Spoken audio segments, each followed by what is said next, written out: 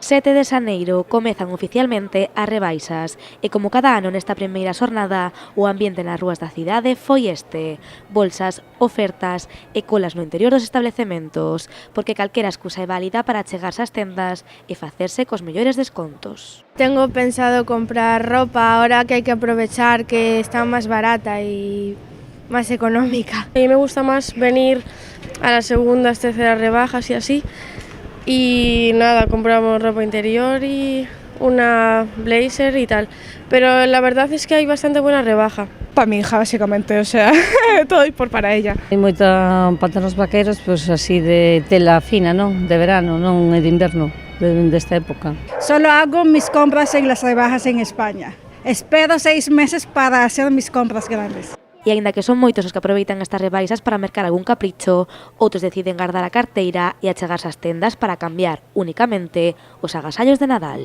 Pois algún cambio que fixemos de os Reyes e algunha cousiña que podamos ver, nada máis.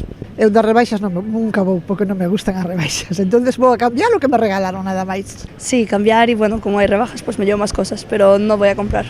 Porque ante tanto desconto é fundamental planificar as compras e mercar tan só o que realmente se necesita. Pues un cinturón y un calzoncillo, ¿sabes? Nada especial, no he ido a comprar porque fueran rebajas, he ido a comprar porque necesitaba. No tengo pensado ir de rebajas, sinceramente porque me parece una tontería, porque lo que quiera es simplemente una forma de gastar más de lo que realmente estamos gastando y no necesito nada, no he pedido nada, ya hemos pasado por los Reyes, entonces no necesito nada para comprar. Pues iba a aprovechar para coger una colcha y nada más. O sea, este abrigo le iba a cambiar pero no era de rebajas, entonces nada. Non, algunha cousa que tiña prevista xa con anterioridade ou tal, pero algunha cousa puntual, non demasiado. É comprar por comprar, é un consumismo, eso sí que non. Eu vexo unha cousa que me gusta, vou e colloa. Pero de rebaixas moi poucas veces, porque non me gustan.